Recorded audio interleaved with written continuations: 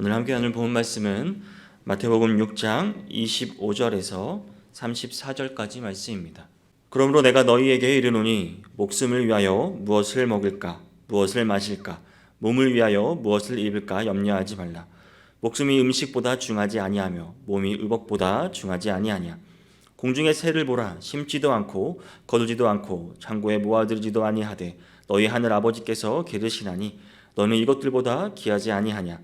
너희 중에 누가 염려함으로 그 키를 한 자라도 더할 수 있겠느냐. 또 너희가 어찌 의복을 위하여 염려하느냐. 들의 백합화가 어떻게 자라는가 생각하여 보라. 수고도 아니하고 길쌈도 아니하느니라. 그러나 내가 너희에게 말하노니 솔로몬의 모든 영광으로도 입은 것이 이 꽃 하나만 갖지 못하였느니라. 오늘 있다가 내일 아궁이에 던져지는 들풀도 하나님이 이렇게 입히시거든. 하물며 너희일까 보냐. 믿음이 작은 자들아. 그러므로 염려하여 이르기를 무엇을 먹을까 무엇을 마실까 무엇을 입을까 하지 말라. 이는 다 이방인들이 구하는 것이라. 너희 하늘 아버지께서 이 모든 것이 너희에게 있어야 할 줄을 아시느니라. 그런즉 너희는 먼저 그의 나라와 그의 의를 구하라. 그리하면 이 모든 것을 너희에게 더하시리라. 그러므로 내일을 위하여 염려하지 말라. 내일일은 내일이 염려할 것이요 한날의 괴로움은 그날로 족하니라. 아멘. 네, 사랑하는 성도 여러분, 여러분들은 어떤 근심과 또 걱정을 안고 살아가시나요? 어떤 대답을 해야 되나 고민하실 것입니다. 아니 마치 내가 진짜 근심과 걱정이 있는 것처럼 말이죠. 어쩌면 하루하루가 걱정 속에 살아갈 수도 있을 것 같습니다.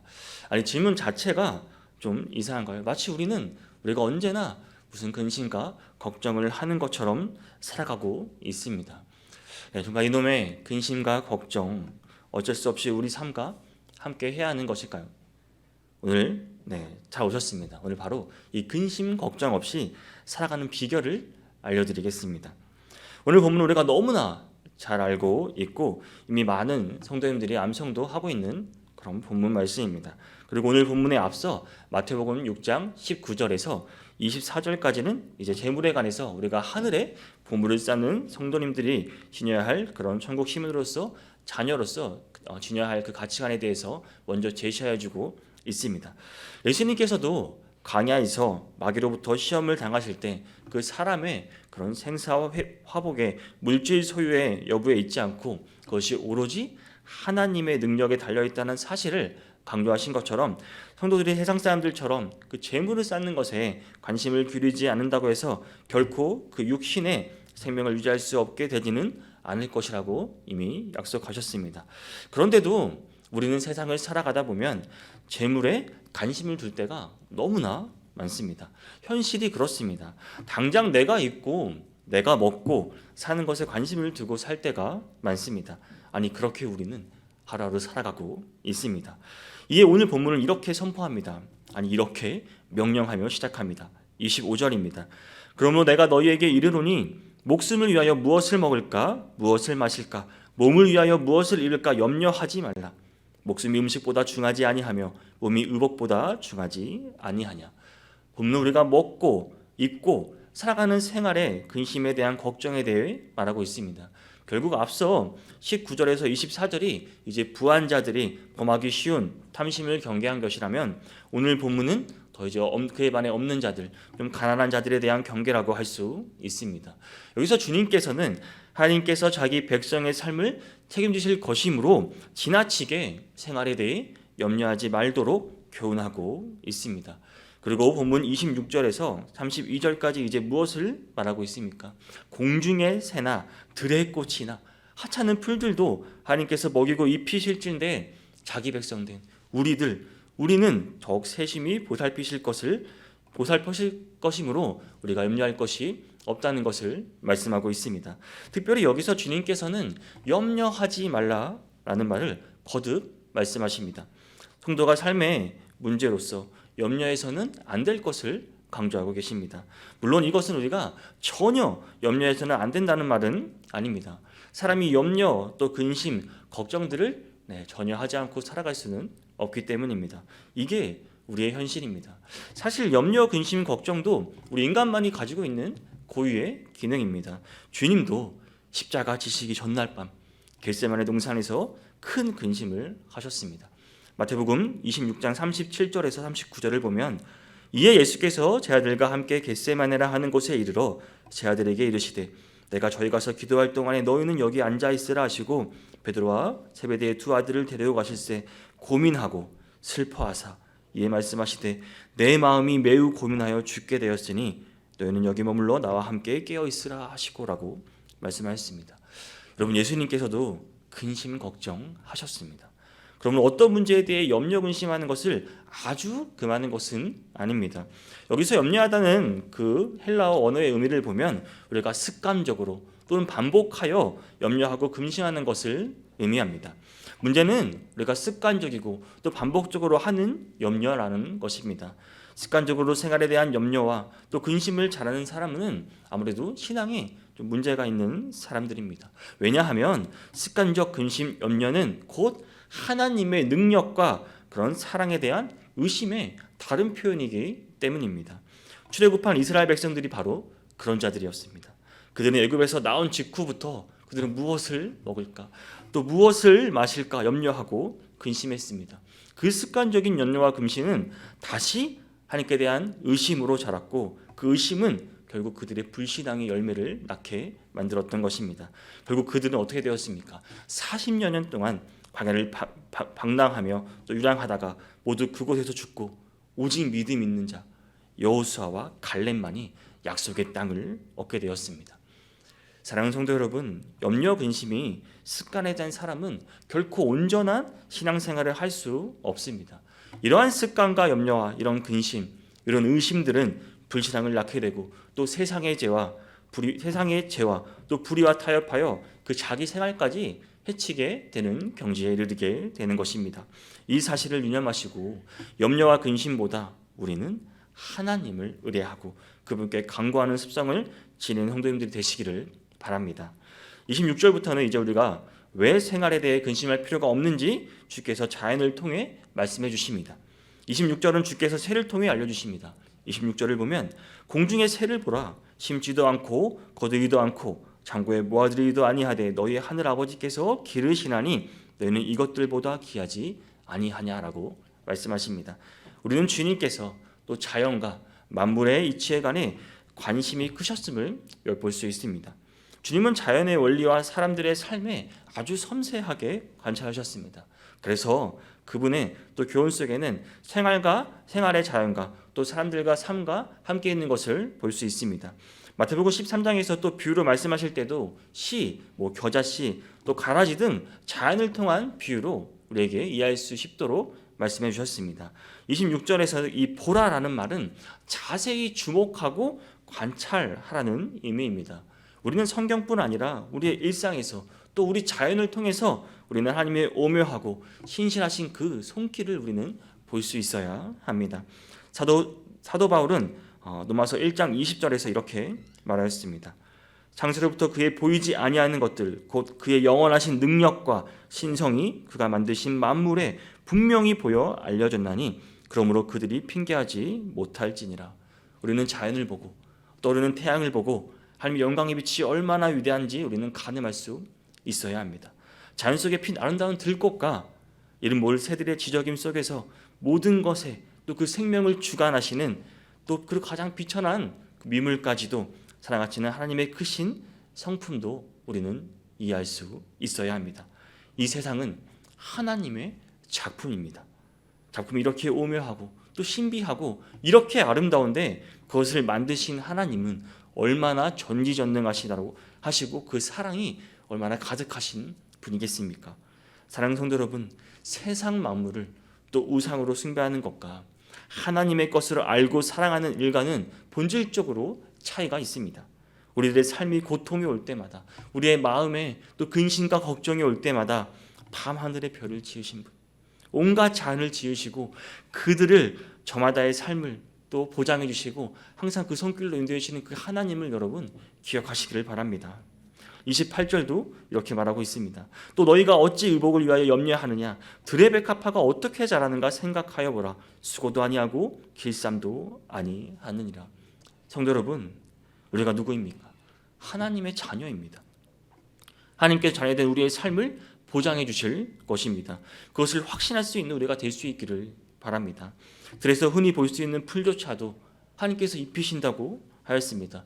풀들이 무슨 새처럼 그들이 수고를 합니까? 그냥 그 자리에 가만히 서 있기만 합니다. 하나님의 관심과 사랑으로 자라나는 것입니다. 길쌈이라고 하는 것은 이제 옷을 짜서 실로 짜서 옷을 짜는 것을 말합니다. 그들이 스스로 본들을 치장하기 위해서 옷을 만들거나 아름다움을 위해 아무런 행위죠 하지 않습니다. 그저 하나님의 섭리대로 자랄 뿐입니다.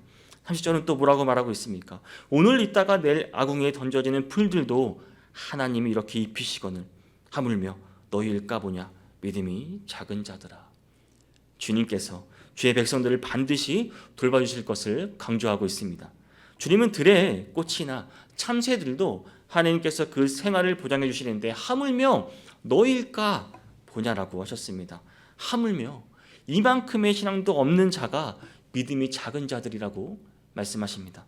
우리가 가져야 할 신앙이 믿음이 이거라는 것입니다. 성도들이 환난과 위기를 만나거나 또 하나님의 사랑에 의심이 들 때마다 이 하물며 라는 이 생각을 우리는 해야 합니다. 하물며 우리를 돌보시지 않겠습니까? 불신자들에게 부와 명예를 주시는 하나님이 하물며 우리에게는 어떤 은혜를 베푸시겠습니까? 예수님까지 우리를 위해 내어주셨는데 하물며 삶에 필요한 모든 것을 채워주시지 않으시겠습니까? 여러분 어떤 문제가 닥쳐도 하물며 우리일까? 이러한 하나님의 마음을 생각해 보시기를 바랍니다. 그 십자가의 대속 희생이라는 절대 은혜를 베푸시는 하나님이 하물며 우리 육신에 채워질 것을 못 채워주시겠습니까? 영생을 주신 분이 하물며 이 땅에서 삶의 자원들을 공급해 주지 않으시겠습니까? 하물며 이러한 믿음이 우리에게 있기를 바랍니다. 이 세상에서 가장 귀하게 여기는 존재는 성도님들이라는 이 사실을 여러분 믿으시기를 바랍니다. 그럴 때 우리는 어떤 상황 속에서도 흔들리지 않는 신앙 생활을 할 수 있게 될 것입니다. 31절 32절을 보겠습니다. 그러므로 염려하여 이르기를 무엇을 먹을까 무엇을 마실까 무엇을 입을까 하지 말라. 이는 다 이방인들이 구하는 것이라. 너희 하나 아버지께서 이 모든 것이 너희에게 있어야 할 줄을 아시느니라. 하나님 공급해 주시는 은혜를 모르는 자들의 근심을 본받지 말라고 말씀하십니다. 성도 여러분, 앞에서 잠시 언급했다시피 우리가 근심하고 염려하는 것들은 하나님께서 우리 인간에게만 주신 그 고유의 기능입니다. 다른 피조물들에게는 미래에 대한 걱정과 근심을 하는 이런 기능이 없습니다. 이러한 마음이 없습니다. 왜냐하면 이성이 없는 동물들은 미래의 일을 당연히 예측할 수 없기 때문입니다. 오직 인간만이 현재 상황과 또 우리가 겪어왔던 그 과거의 경험을 토대로 우리가 미래의 일들을 예측할 수 있습니다. 그래서 인간들이 현재의 상황을 미래의 결과에 적용해 또 소망을 가지고 살아가기도 하고 반대로 닥칠 어려움에 또 그 생활에 대한 것을 예측하여 또 근심하고 염려하기도 합니다. 그러므로 우리가 아예 근심 걱정 없는 세상은 바랄 수가 없습니다. 안타까운 현실입니다. 우리가 죽은 후에야 걱정과 근심이 없을 수 있을까요? 살아있는 사람은 누구나 장래의 일에 대한 걱정과 염려를 지니게 되어 있습니다. 이것이 우리의 현실입니다. 그러나 성도의 우리는 달라야 할 것이 있습니다. 세상을 살아가는 섭리가 우리는 다릅니다. 사람의 그런 삶에 있어서 가장 기본적인 의식주 문제는 하나님께서 해결해 주실 것이라고 본문에서는 분명히 말씀해 주셨습니다.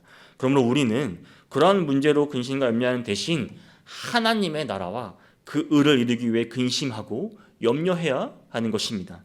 사도 바울은 고린도후서 7장 10절에서 이렇게 말했습니다.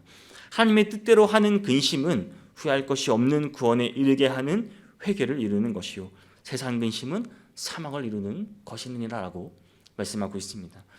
성도 여러분, 우리는 세속적이며 또 저차원적인 그런 근심과 염려에서 하나님과 그 나라의 일로 그 방향을 전환해야 하는 것입니다. 돈에 대한 탐심과 근심으로 가득 찬 마음을 지닌 사람은 돈 이야기만 계속 합니다. 만나면 돈 이야기만 합니다. 그들은 그 일시적인 삶의 한순간과 그 과정 때문에 그런 근심, 걱정으로 밤을 지새우기도 합니다. 오직 그 일에만 관심을 지닙니다. 그러나 주님은 선하신 섭리와 그 은혜를 믿는 우리 성도라 하면 우리는 어떻게 살아가야 할까요? 어떻게 해야 하나님을 기쁘게 할 수 있을지 근심하고 염려해야 하는 것입니다. 에베소서 5장 10절에서 말씀같이 주를 기쁘시게 할 것이 무엇인가 시험하러 보라. 이 말씀처럼 우리의 근심과 걱정은 여기 있어야 하는 것입니다. 어떻게 해야 우리 주님을 기쁘게 할 수 있을까? 어떻게 해야 우리의 삶이 주님께 영광을 돌릴 수 있을까라는 근심과 걱정으로 살아가시기를 바랍니다. 우리는 어떻습니까? 자신의 단점과 가오로 인해 근심하고 염려합니다. 이런 근심, 또 회개하는 근심이 우리에게 필요하기도 합니다. 조금 전에 읽은 고린도후서 7장 10절 같은 말씀입니다. 하나님의 뜻대로 하는 근심은 후회할 것이 없다고 말씀하셨습니다. 교회를 은한 근심은 또 어떻습니까? 어떻게 하면 하나님께 합당한 자로서 우리가 행할 수 있는지 비통해하는 그런 근심은 어떻습니까? 사랑하는 성도 여러분, 이런 근심과 염려가 우리가 해야 할 근심과 염려입니다. 여러분은 지금 어떤 근심과 걱정을 하며 살아가고 계십니까? 오늘 본문에서 우리는 근심 걱정 없이 사는 비결을 알 수 있습니다. 의식주, 이 생활에 대한 염려와 근심을 해결하는 길을 분명 오늘 본문은 제시하고 있습니다. 34절을 보겠습니다. 그러므로 내일 일을 위하여 염려하지 말라. 내일 일은 내일이 염려할 것이요 한날의 괴로움은 그날로 족하니라. 즉 일어나지도 않은 내일 일을 미리부터 앞당겨서 걱정하지 말라는 말씀입니다. 이 사람의 걱정, 근심은 거의 다 현재보다 앞으로 전개되고 발생에 일에 대한 그 근심과 염려를 우리는 항상 하고 있습니다. 괜한 두려움에 사로잡혀 있습니다. 그런데 우리가 살다 보면 우리가 생각했던 것과는 정반대의 미래가 또 우리에게 닥치는 예를 종종 경험하게 됩니다. 우리가 안심하고 걱정 없었던 일이 오히려 한순간의 근심거리로 변하기도 합니다. 반면에 우리가 우려하고 또 근심했던 그런 사항은 막상 겪으면 또 그리 생각하지 않을 때가 있습니다. 자연에서 되는 일을 겪기도 합니다. 그 이유가 무엇이겠습니까? 첫째는 우리 인간이란 존재가 예측할 수 있는 한계가 있기 때문입니다. 또 둘째는 우리의 모든 생활이 우리의 뜻대로 전개되는 것이 아니라 하나님의 뜻대로 전개되고 하나님의 섭리 속에서 이루어지기 때문입니다. 그래서 벌어질 것이라고 예상했던 일이 안 벌어지고 또 안심했던 일이 큰 문제가 되어 찾아오게 되는 예를 우리가 종종 겪게 되는 것입니다. 성도 여러분, 하나님께서 하시는 일은 우리 인간의 지혜로서 측량할 수가 없습니다.